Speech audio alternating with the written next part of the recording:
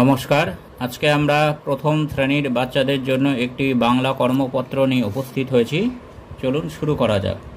1 নম্বরে বলেছে পাঠ্য বই থেকে ফাঁকা স্থান পূরণ করো, অর্থাৎ ফাঁকা স্থান বা শূন্যস্থানগুলি পূর্ণ করতে হবে। বনে অনেক গাছ, গাছে গাছে ফল ফুল।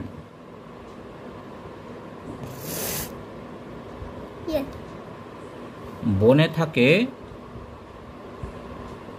পশু পাখি।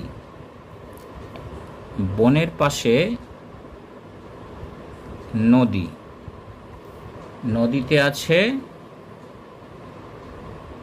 মাছ। নদীর ধারে বক হাঁস। 2 নম্বরে বলেছে বর্ণগুলিকে সাজিয়ে সঠিক শব্দ গঠন করো। এই বর্ণগুলি এলোমেলো আছে, এগুলোকে সাজিয়ে সঠিক শব্দ তৈরি করতে হবে। তালিবস্বয় আকার পয় ওকার ক, এটা দিয়ে আমরা সাজালে পাই পয় ওকার তালিবস্বয় আকার ক পোশাক। দন্তন্বয় আকার দন্তস্ব জয় হস্যি, এটাকে সাজালে আমরা পাই দন্তস্ব জয় হস্যি না সজিনা। টয় হস্যি দয়কার পয়াকার, এটা সাজালে আমরা পাই দয়কার পয়াকার টয় হস্যি দোপাটি। পয় হস্যি ল পয় হস্যি, এটা আমরা সাজালে পাই পয় হস্যি পয় হস্যু ল বিপুল। এখানে বলেছে সহজ পাঠ থেকে শূন্যস্থান পূরণ করো। এটি সহজ পাঠ থেকে শূন্যস্থান পূরণ করতে হবে। ড্যাশ টুপি খুলে, এখানে গুপি, গুপি টুপি খুলে ড্যাশ মুড়ি দিয়ে শাল, শাল মুড়ি দিয়ে শুয়ে আছে।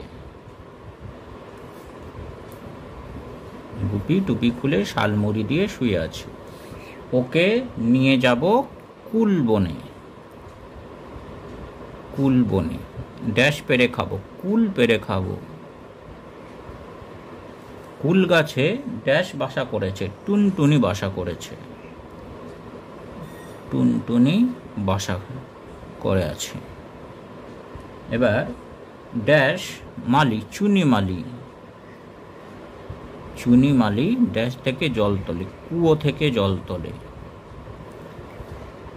ড্যাশ ডাকে ঘুঘু, ঘুঘু পাখি ঘুঘু, ঘুঘু ডাকে ঘুঘু। এবার বলো তোমার পরিবারে আছেন, তোমার পরিবারে কে কে আছেন সেটা লিখতে হবে। বাবা মা দাদা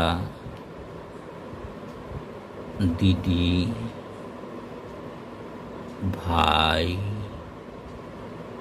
বোন